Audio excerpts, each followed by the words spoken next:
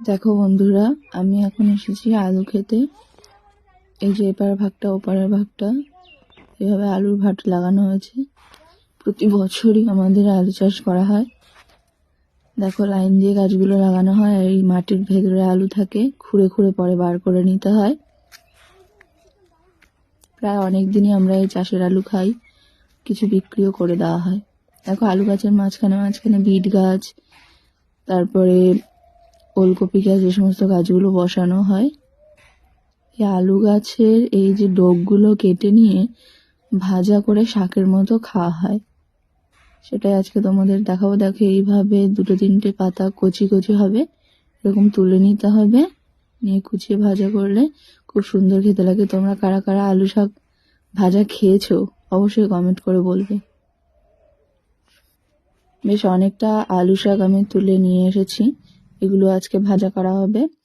দেখো গাছে কিন্তু খুব সুন্দর কাটা বেগুন হয়েছে, গাছ থেকে আজকে বেগুন ছিঁড়েছি। দেখো কত সুন্দর, এই কাটা বেগুন কিন্তু আলাদা একটা টেস্ট থাকে, খুব সুন্দর লাগে। এই বেগুনই ভাজা করা হবে আজকে।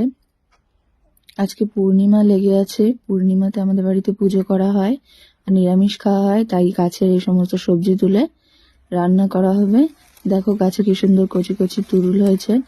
এই তুরুল কিন্তু সুন্দর করে নিম পাতা দিয়ে যদি শুক্তো করা হয়, এই কচি কচি তুরুল, তাহলে কিন্তু খুব ভালো লাগে। দেখো তুরুলটা আমি ছিঁড়তেই পাচ্ছি না, তুরুলটা ছিঁড়তে গিয়ে ফোনটা একটু হলে পড়ে যাচ্ছিল, তারপরে কিন্তু দেখো আমি তুরুলটা ছিঁড়ে নিয়েছি। কি সুন্দর কচি তুরুল। এই দেখো বন্ধুরা, এটা হলো সিম গাছ, এটা হলো মাখন সিম গাছ। এই সিমগুলো খুব বড় বড় হয়, আর এর মধ্যে দানাগুলোও কিন্তু খুব বড় বড় হয়। এই সিমগুলো ভাজা করলে একটা আলাদা গন্ধ বার হয়, খুব সুন্দর লাগে খেতে। প্রায় সারা বছরই টুকটাক অনেক রকম সবজি বাড়িতে আমাদের চাষ করা হয় খাওয়ার জন্য। বাড়ির সবজি একটা আলাদাই স্বাদ। দেখো একটা বড় কুমড়ো হয়ে আছে গাছে।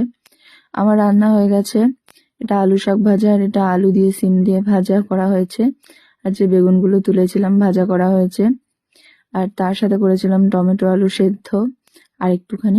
ভিডিও ভালো লাগলে অবশ্যই লাইক করো।